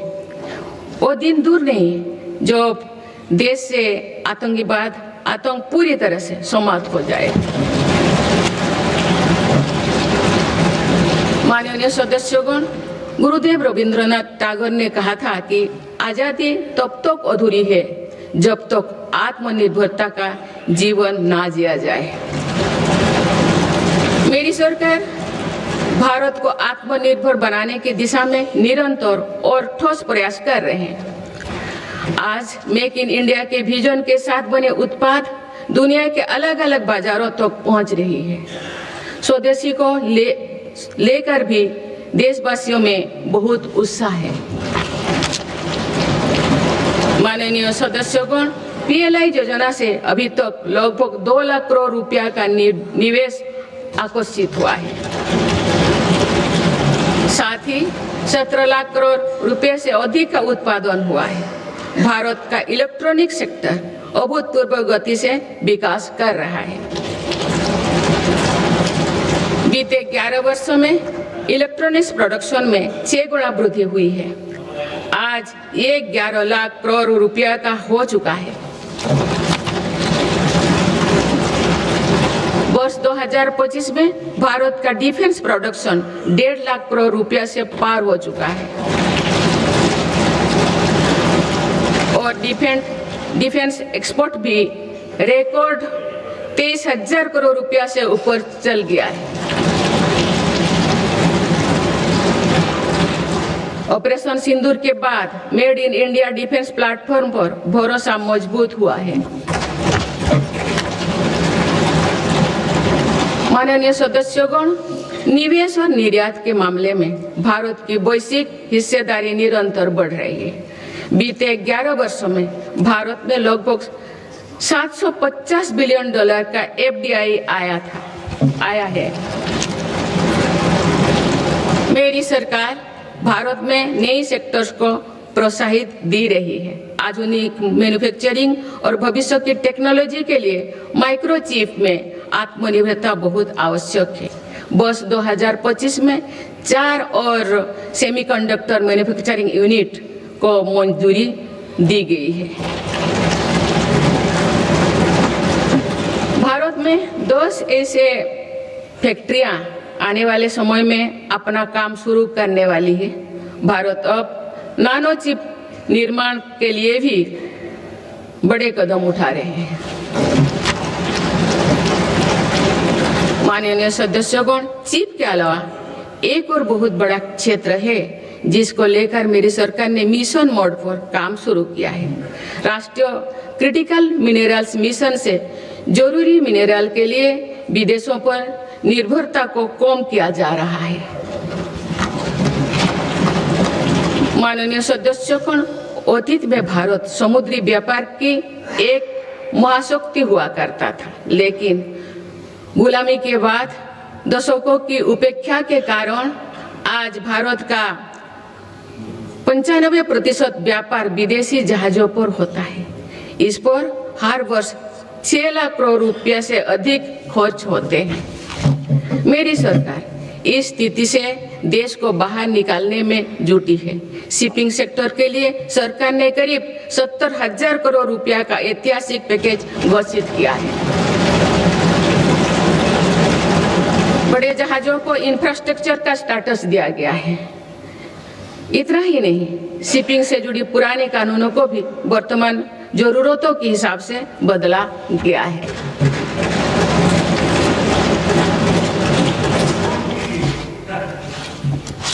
माननीय सदस्यगण, केरल के महान संत श्री नारायण गुरु कहते थे, शिक्षा से ज्ञान प्राप्त करो और संगठन से शक्तिशाली बनो। क्योंकि एक राष्ट्र जब सपने देखता है तो उन सपनों का दृष्टा भी उस राष्ट्र का युवा होता है और उनका निर्माता भी वही युवा होता है। आपको ये जानकर खुशी होगी कि बीते 11 वर्षों में के दौरान देश में सिर्फ इलेक्ट्रॉनिक मैन्युफैक्चरिंग सेक्टर में 25 लाख से अधिक नई रोजगार सृजित हुई है। मेरी सरकार की नीतियों के कारण आज देश में कई नया सेक्टर्स का भी उदय हो रहा है। Semiconductor, green energy, green hydrogen जैसे इन क्षेत्रों में नए रोजगार बन रहे हैं। माननीय सदस्यगण, मेरी सरकार ने बीते वर्षों में आधुनिक इंफ्रास्ट्रक्चर के निर्माण पर 50 लाख करोड़ से अधिक राशि खर्च की है। इंफ्रास्ट्रक्चर पर हुई इस निवेश ने युवाओं के लिए बड़ी संख्या में रोजगार का निर्माण किया है। माननीय सदस्यगण, आज भारत के युवा मन में हम एक और सकारात्मक बदलाव देख रहे हैं। देश का युवा आत्मनिर्भर भारत, स्वदेशी और मेक इन इंडिया को अपनी जिम्मेदारी मान रहे हैं। मुद्रा योजना जैसे प्रयास इन युवाओं में उद्यमिता और स्वरोजगार की भावना को बढ़ावा दे रहे हैं। इस स्कीम के तहत अभी तक 38 लाख करोड़ रुपया से अधिक का फंड छोटे छोटे उद्यमियों को मिला है। करीब 12 करोड़ से अधिक लोन पहली बार स्वरोजगार शुरू करने के लिए दिए गए हैं। इसी तरह पीएम विश्वकर्मा योजना के तहत देश के 20 लाख से अधिक कारीगरों को ट्रेनिंग और बैंक से मदद दी जा रही है। पीएम स्वनिधि योजना के तहत भी रेहड़ी फुटपाथ पर काम करने वाले 72 लाख लोगों को 16,000 करोड़ रुपया की मदद मिल चुकी है। माननीय सदस्यगण, अभी हाल ही में स्टार्टअप इंडिया प्रोग्राम ने अपने 10 लाख पूरे किए हैं। इन 10 साल पूरे किए हैं। इन 10 वर्षों में भारत दुनिया का तीसरा बड़ा स्टार्टअप इकोसिस्टम बन गया है। एक दशक पहले तक देश में 500 से भी कम स्टार्टअप थे। आज देश में लगभग 2 लाख स्टार्टअप पंजीकृत हो चुके हैं। पिछले साल ही करीब 50,000 नए स्टार्टअप पंजीकृत हुई है। हमारे स्टार्टअप नेटवर्क में 20 लाख से अधिक युवा काम कर रहे हैं। इन स्टार्टअप्स में से 45% में कम से कम एक डायरेक्टर महिला है। माननीय सदस्यगण, बीते 1 वर्ष में विभिन्न रोजगार मेले के माध्यम से मेरी सरकार ने लाखों युवाओं को पक्की नौकरी दी है। प्राइवेट सेक्टर में भी 1 लाख करोड़ रुपए के बजट की प्रधानमंत्री विकसित भारत रोजगार योजना लागू की गई है। इसके तहत 3.5 करोड़ नए रोजगार सृजित किए जा रहे हैं। मेरी सरकार के प्रयासों से आईटी सर्विस, इलेक्ट्रॉनिक्स मैन्युफैक्चरिंग और ग्लोबल कैपेबिलिटी सेंटर्स में भी 1 करोड़ से अधिक युवाओं को रोजगार मिला है। माननीय सदस्यगण, बीते वर्ष देश में 1 लाख से ज्यादा मोबाइल टावर्स के जरिए 4G और 5G नेटवर्क को देश के कोने कोने तक पहुंचाया गया है।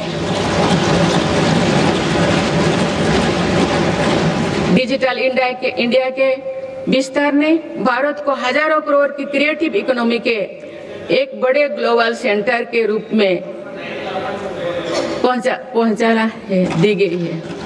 क्रिएटिव इकोनॉमी को और गति देने के लिए मेरी सरकार ने वेब्स का नया प्लेटफॉर्म भी बनाया है। माननीय सदस्यगण, आज टेक्नोलॉजी तेजी से बदल रही है। इसके कारण जॉब्स का नेचर भी तेजी से बदलता जा रहा है। इसीलिए नेशनल एजुकेशन पॉलिसी को वर्तमान और भविष्य की जरूरतों के हिसाब से तैयार किया गया है। आज स्कूल के स्तर में से भी बच्चों में टेक्नोलॉजी और इनोवेशन का माइंडसेट बनाया जा रहा है। इससे अटल इनोवेशन मिशन प्रभावी काम कर रहे हैं। अभी तक देश भर में 1 करोड़ से अधिक विद्यार्थियों को अटल टिंकरिंग लैब्स का लाभ मिल चुका है। इसके अलावा राष्ट्रीय अनुसंधान फाउंडेशन के माध्यम से भी रिसर्च और डेवलपमेंट के कल्चर को गति मिल रही है। माननीय सदस्यगण, देश के आईटीआई नेटवर्क को अपग्रेड करने के लिए 1000 आईटीआई को फ्यूचर रेडी बनाया जा रहा है।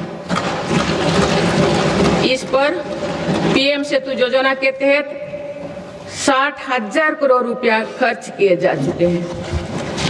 मेरी सरकार आधुनिक टेक्नोलॉजी के लिए एक इंडस्ट्री रेडी वर्कफोर्स तैयार कर रही है।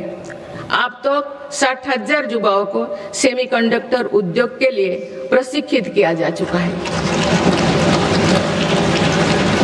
10 लाख युवाओं को एआई के क्षेत्र में प्रशिक्षण दिया जा रहा है। माननीय सदस्यगण, आज एआई के दुरुपयोग से पैदा हो रहे क्षेत्र के विषय में गंभीर होना बहुत आवश्यक है।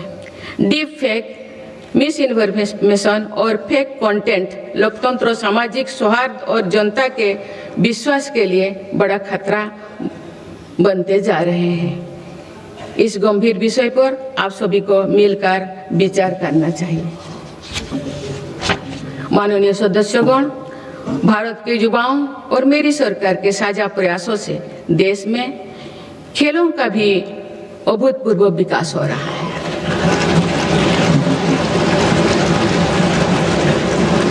जिस प्रकार हमारे बेटियों का और हमारे दिव्यांग साथियों का प्रदर्शन हो रहा है वो शानदार है।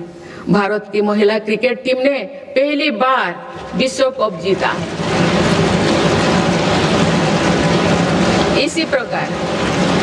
इसी प्रकार ब्लाइंड वुमेन क्रिकेट टीम ने भी वर्ल्ड कप जीता। मैं अपनी बेटियों को बहुत बहुत शुभकामनाएं देती हूँ। इसी तरह आगे बढ़ते रहे। माननीय सदस्यगण, बीते दशक में भारत में खेल से जुड़े हर व्यवस्था में रिफॉर्म किए गए हैं। मेरी सरकार ने खेलो भारत नीति बनाए हैं और खेलों से जुड़े संस्थानों को पारदर्शी बनाया जा रहा है। हमारी तैयारियां और आत्मविश्वास का परिणाम है कि भारत को 2030 कॉमनवेल्थ गेम्स की मेजबानी का दायित्व दिया जा रहा है। आप सबको सहयोग करना है। मुझे विश्वास है कि देश की एक समर्थ युवा शक्ति विकसित भारत के निर्माण में निर्णायक भूमिका निभाएगी। मेरी सरकार ने देश की युवा शक्ति को राष्ट्र चिंतन से जोड़ने के लिए Viksit Bharat young leaders dialogue platform भी शुरू किया है। इस वर्ष इस मंच से करीब 50 लाख नौजवानों ने रजिस्ट्रेशन किया। अभी तक माई भारत संगठन से भी करीब 2 करोड़ युवा जुड़ चुके हैं। माननीय सदस्यगण, आप सब जानते हैं कि इस समय विश्व एक कठिन कालखंड से गुजर रहा है। लंबे समय से चले आ रहे वैश्विक समीकरण भी आज बदल रहे हैं। युद्ध की अनिश्चितताओं ने भी वैश्विक स्थिरता और वैश्विक अर्थव्यवस्था को संकट में डाल रखा है। इन सब परिस्थितियों के बीच भी भारत तेज गति से विकास के राह पर आगे बढ़ रहा है। भारत की इस सफलता के पीछे मेरी सरकार की संतुलित विदेश नीति और दूरगामी सोच की बड़ी भूमिका है। माननीय सदस्यगण, वर्तमान की जटिल वैश्विक परिस्थितियों में भारत विश्व में एक सेतु की भूमिका निभा रहा है। युद्धरत देश भी महत्वपूर्ण मुद्दों को लेकर भारत पर अपना भरोसा व्यक्त करते हैं। ये संतोष की बात है कि भारत ने संतुलन, निष्पक्षता और मानवीय दृष्टिकोण को प्राथमिकता दी है। इनके बाद भी इंडिया फर्स्ट के संकल्प को अटल बनाए रखा। माननीय सदस्यगण, भारत ने पूरे विश्व में ग्लोबल साउथ की आवाज को और मुखरता से तेज किया है। इनमें अफ्रीका और लैटिन अमेरिका सहित ऐसे सभी भूभागों में नई पार्टनरशिप्स बनाए हैं और पुराने संबंधों को मजबूती दी है। भारत ने बिम्स्टेक, G20, ब्रिक्स, एससीओ और अन्य अंतर्राष्ट्रीय मंचों पर अपनी उपस्थिति को भी लगातार मजबूत बनाया है। माननीय सदस्यगण, भारत का हमेशा ये मानना रहा है कि ग्लोबल पॉलिटिक्स और कोऑपरेशन का अंतिम ध्येय मानवता की सेवा होना चाहिए। देश ने अपने एक्शन से इसके प्रेरणादायक उदाहरण भी पेश किए हैं। Latin America, south east Asia, Pacific islands और पड़ोसी देशों में संकट के समय आगे आकर हर संभव सहायता पहुंचाए।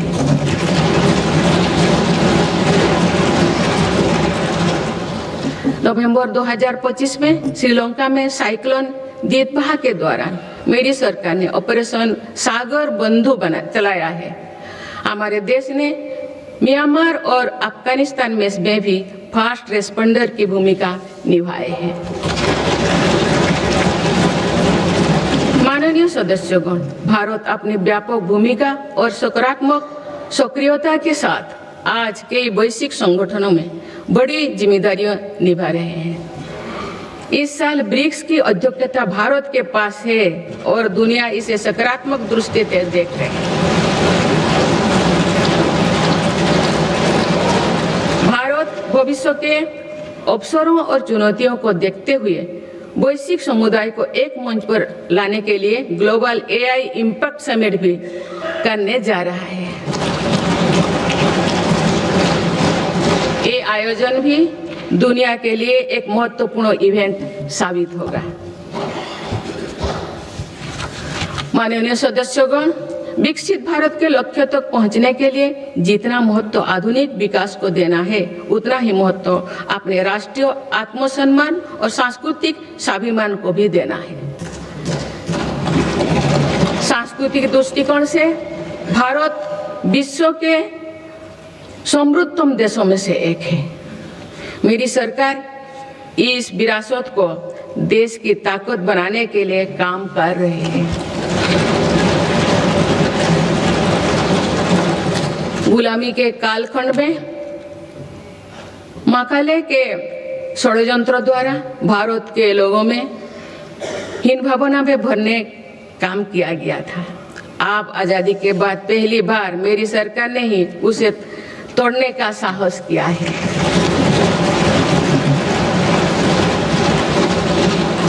माननीय सदस्यगण, आज देश अपनी सांस्कृतिक धरोहर को सहजने और संवारने के लिए हर मोर्चों पर काम कर रहा है। इसी दिशा में मेरी सरकार के प्रयासों से 100 वर्षों बाद भगवान बुद्ध के पवित्र अवशेष वापस भारत लौटे।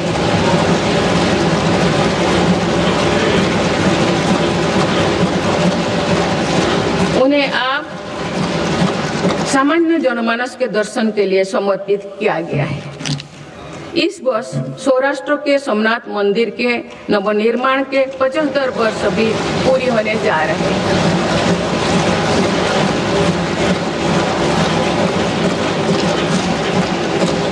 सोमनाथ मंदिर पर हुए आक्रमण के बाद 1000 वर्षों की यात्रा भारत की धार्मिक निष्ठा, समानता, संस्कृति और चिरस्थायी का प्रतीक है। इस अवसर पर जिस उत्साह से देश भर के लोगों ने सोमनाथ स्वाभिमान पर्व में हिस्सा लिए हैं, वो अतुलनीय है।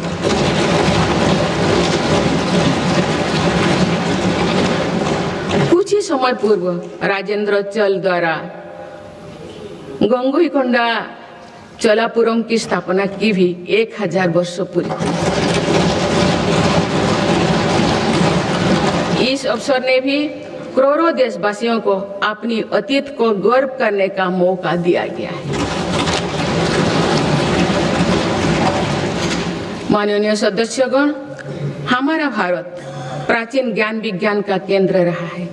ये ज्ञान विज्ञान प्राचीन पांडुलिपियों के रूप में हजारों वर्षों से पीढ़ी दर पीढ़ी सुरक्षित होता आया, परंतु विदेशी आक्रमणों और आजादी के बाद की उपेक्षा के कारण इस संपदा को बड़ा नुकसान हुआ है।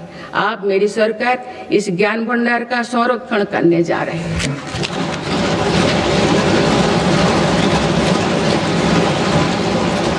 ज्ञान भारतम अभियान के माध्यम से देश भर के प्राचीन पांडुलिपियों के डिजिटलीकरण का काम शुरू किया गया है। आने वाले समय में ये प्रयास भारतीय ज्ञान परंपरा को सुरक्षित करने और जन सुलभ बनाने में महत्वपूर्ण भूमिका निभाएंगे। माननीय सदस्यगण, मेरी सरकार देश की आदिवासी विरासत को संरक्षित करने के लिए आदिवासी म्यूजियम भी बनवा रहे हैं। इसी क्रम में हाल ही में छत्तीसगढ़ में शहीद वीर नारायण सिंह आदिवासी स्वतंत्रता संग्राम सेनानी संग्रहालय को लोकार्पित किया गया है। मुझे एक कहते हुए प्रसन्नता हो रही है कि मेरे सरकार ने देश के संविधान का संताली भाषा में अनुवाद करवाया है और आदिवासी समाज का गौरव बढ़ाया है। माननीय सदस्यगण, जब हम अपने परंपराओं और संस्कृति का सम्मान करते हैं तो विश्व भी उसका सम्मान करता है। पिछले साल यूनेस्को ने हमारे पर्व दीपावली को अपनी intangible cultural heritage of humanity की लिस्ट में शामिल किया है। दीपावली की पूरी दुनिया में बढ़ती लोकप्रियता के साथ ही यूनेस्को द्वारा उसका रिकॉग्निशन हम सब भारतीयों के लिए गर्व की बात है। माननीय सदस्यगण, विभिन्न मतों, अलग अलग विचारों के बीच ये सर्वमान्य है कि राष्ट्र से बड़ा कुछ नहीं है। पूज्य महात्मा गांधी, नेहरू जी, बाबा साहेब, सरदार पटेल, जेपी जी, लोहिया जी, पंडित दीनदयाल उपाध्याय, अटल जी सभी इसी विचार के रहे हैं कि लोकतंत्र में विषय पर भेदभाव होना स्वाभाविक है, लेकिन कुछ विषय मतभेदों से परे होना चाहिए।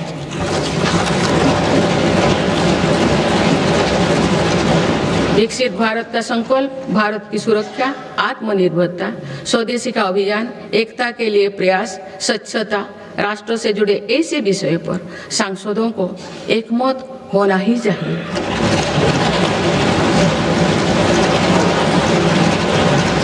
हमारी संविधान की भावना भी यही है।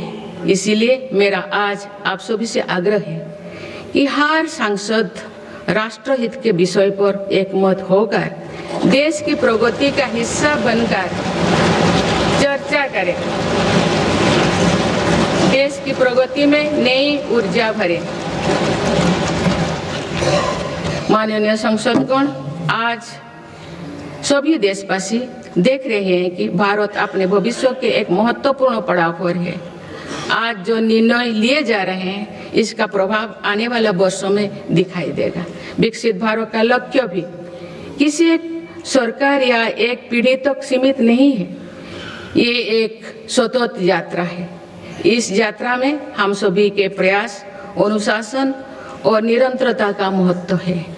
आने वाले समय में देश की प्रगति हमारी सामूहिक संकल्पों से ही होगा। मुझे विश्वास है कि संसद, सरकार और नागरिक तीनों मिलकर विकसित भारत के संकल्प को सिद्ध करेंगे।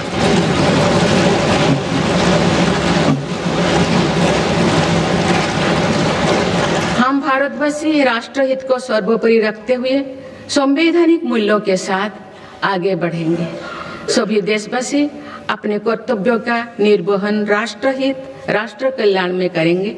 इसी विश्वास के साथ मैं सभी सांसदों को एक सफल और सार्थक सत्र के लिए बहुत बहुत शुभकामनाएं देती हूँ। धन्यवाद। जय हिंद, जय Bharat.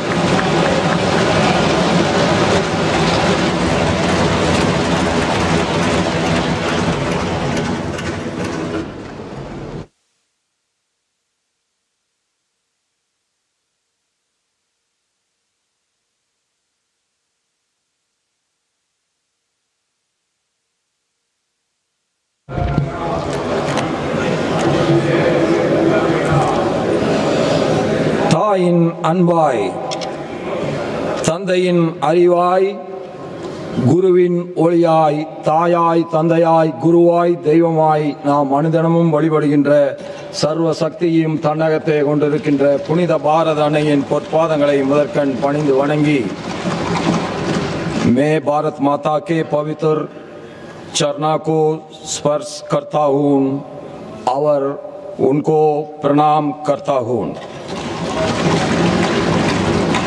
Honorable President of India and honorable members, I seek to read some parts of the English version of Honorable President's address, and the rest may be considered as read. It gives me immense pleasure to address both houses of the Parliament assembled together. Presently, India is celebrating 150 years of Vande Mataram. The people of India are paying homage to Rishi Bankim Chandra Chattopadhyay for this profound source of inspiration. I congratulate the honorable members that a special discussion in Parliament was organized on this auspicious occasion. Honorable members, during this period, the citizens commemorated the 350th anniversary of martyrdom of Sri Guru Tegh Bahadur Ji with deep reverence. During the 150th birth anniversary year of Bhagavan Birsa Munda, the nation paid tribute to him and remembered him the contributions of the tribal community. The events associated with the 150th birth anniversary of Sardar Patel have strengthened the spirit of Ek Bharat, Shrestha Bharat. All citizens also witnessed that the birth centenary celebrations of Bharat Ratna Bhubun Hazarika were imbued with melodies and spirit of national unity. Over the past 10-11 years, India has strengthened its foundation in every sphere. The period has become a big cornerstone for India's rapid journey towards becoming Viksit Bharat by 2047. Honorable members, Baba Saheb Ambedkar always laid emphasis on equality and social justice. Our Constitution also inspires us in the same spirit. My government is fully committed to true social justice. As a result of this, 25 crore citizens have come out of poverty during the last decade. During the last decade, 4 crore Pakka houses have been built for the poor. Possession of 32 lakh new houses has been given to the poor during the last year. During the 5 years of Jal Jeevan Mission, 12.5 crore new households have been provided pipe water. Through the Ujjwala Yojana, till date, more than 10 crore households have been provided with LPG connections. My government is institutionalizing transparent and honest systems. In just last 1 year, my government has provided benefits worth more than 6.75 lakh crore rupees directly to the beneficiaries through direct benefit transfer. Honorable members, my government is working with the full sensitivity for Dalits, backward classes, marginalized and tribal communities. At the beginning of 2014, social security schemes could reach only 25 crore citizens. With these continuous efforts of my government, about 95 crore Indians have social security cover today. I am satisfied to see that the youth, farmers, workers and entrepreneurs of our country are expanding their role continuously towards building a Viksit Bharat. In the last year, India has achieved a record production of over 350 million tons of food grains. With a production of 150 million tons, India has become the largest rice-producing country in the world. Our country has become the second largest fish-producing nation globally, reflecting the nation's success in the blue economy. In the field of milk production as well, India is counted among the most successful countries in the world. This is the result of the strength of cooperative movement. The country's manufacturing sector has also shown record growth during this period. Even in the field of mobile manufacturing, India has become the second largest country in the world. In the first 5 months of 2025-26, India's smartphone export has crossed 1 lakh crore rupees. This year, India has started exporting electrical vehicles to more than 100 countries. Honorable members, the Pradhan Mantri Gram Sadak Yojana was launched during the tenure of Atalji. During the last 1 year, India has added approximately 18,000 kilometers new rural roads. Aisal in Mizoram, the New Delhi have been connected by direct rail route. India has achieved a historic milestone in the field of infrastructure by building the world's highest railway arc bridge, Senab Bridge in Jammu Kashmir and new Bamban Bridge in Tamil Nadu. Today, from Jammu Kashmir to Kerala, a network of more than 150 Vande Bharat trains has been established. In year 2025, India's total metro network has crossed the historic mark of 1,000 kilometers. Now India has become a nation with the third largest metro network in the world. My government launched a new initiative named Pragati. Over the years, Pragati has accelerated projects worth over 85 lakh crore rupees. Despite various global crises, India has continued to be the fastest growing major economy of the world. I compliment all citizens on the conclusion of negotiations for a free trade with the European Union. It will give impetus to the manufacturing sector and the service sector in India and also create new employment opportunities for the youth of India. The income tax law has been revamped. A historic decision has been taken to exempt income up to 12 lakh rupees from taxation. During the last 11 years, more than 7,200 kilometers of national highways have been built in the northeastern region alone. More than 80,000 crore rupees have been invested for the development of railways in the northeastern region during the last 11 years.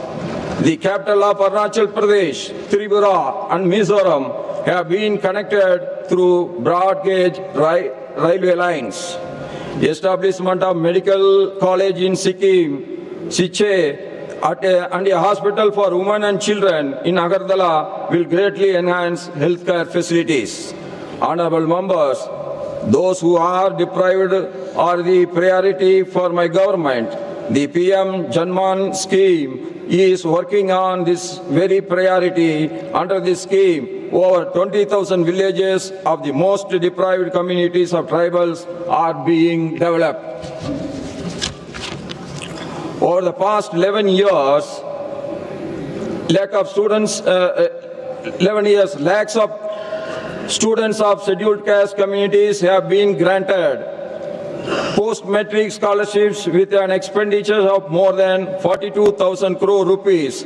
This has benefited nearly 1 crore students. The government has also established more than 400 Eklavya model residential schools in tribal areas. To increase women's participation in national development, my government has connected 10 crore women to self-help groups. Today, the number of Lakbadi Didi in the country is more than 2 crores. The Namo Drone Didi initiative has also emerged as the symbol of women empowerment. My government has announced a historic package of about 70,000 crore rupees for the shipping sector. Large ships have been granted the status of infrastructure. Sri Narayana Guru, the great saint of Kerala, said, acquire knowledge through education and become powerful through organization. New employment opportunities are being created in new areas like semiconductor, green energy and green hydrogen.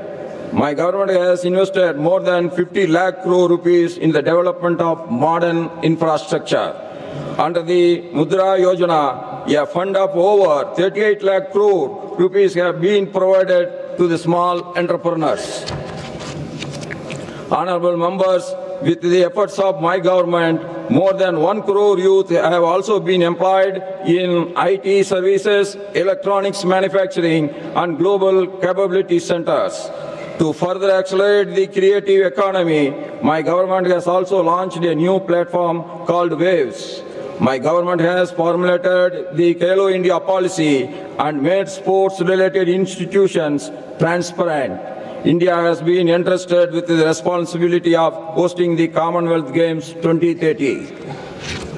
Honorable members, India has amplified the voice of Global South across the world. India has forged new partnerships and reinforced long-standing relationships across regions, including Africa and Latin America, and strengthened the old ties. India had also consistently strengthened its presence on various international platforms like PIMS, Tech, G20, BRICS, and SCO. This year, India holds the presidency of BRICS, and the world is viewing it with great optimism. India is also going to host a global AI Impact Summit. Honorable members, this year also marks the completion of 75th year of reconstruction of Somnath Temple in Saurashtra region. The 1,000-year journey following the attacks on the Somnath Temple stands as a symbol of India's religious devotion, Sanatan culture, and eternal faith. 1,000 years of establishment of Gangaikonda Cholapuram by Rajendra Chola were celebrated. Through the Gyan Bharat mission, digitization of the ancient manuscripts has begun across the country.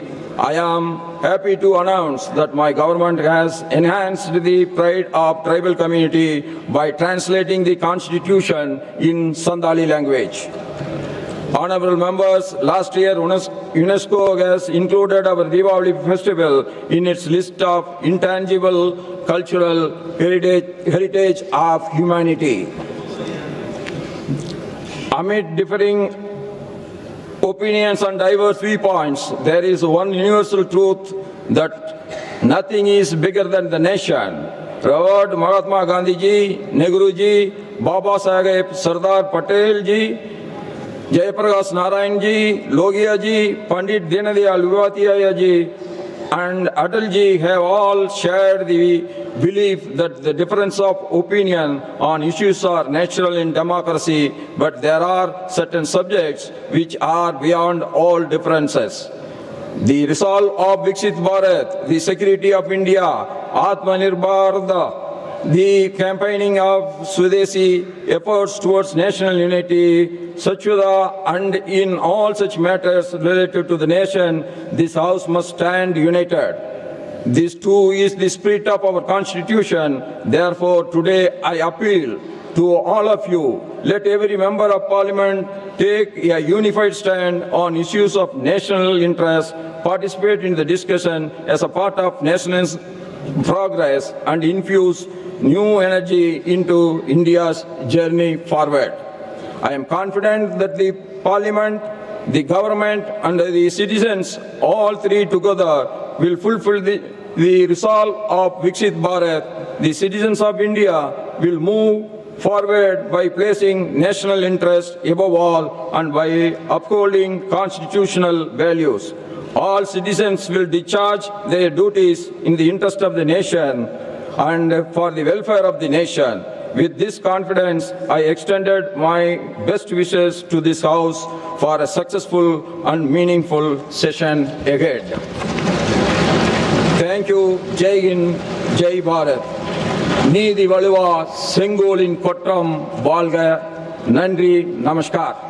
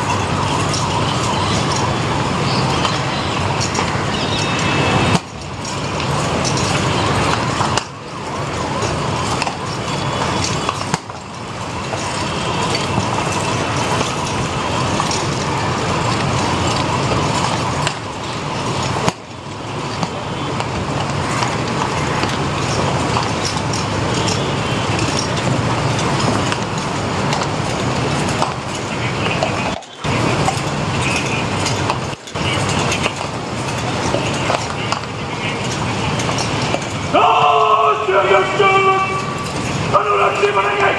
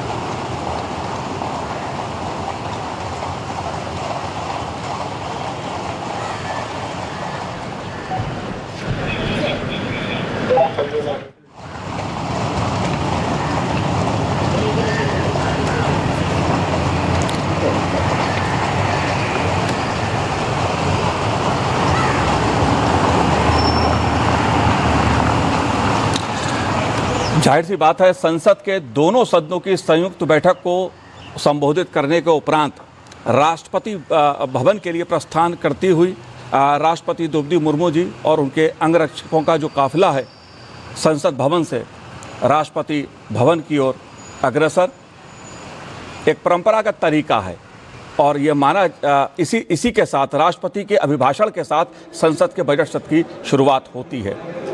28 जनवरी से संसद के budget सत्र की शुरुआत हो गई और राष्ट्रपति द्रौपदी मुर्मू जी ने अपने संबोधन में कई महत्वपूर्ण बातें उन्होंने कही हैं देश के विकास को लेकर और देश में जो जन कल्याणकारी योजनाएं सरकार द्वारा संचालित की जा रही हैं उसका किस तरह से लाभ आम आदमी को मिल रहा है, लोगों को मिल रहा है, उसका भी उन्होंने उल्लेख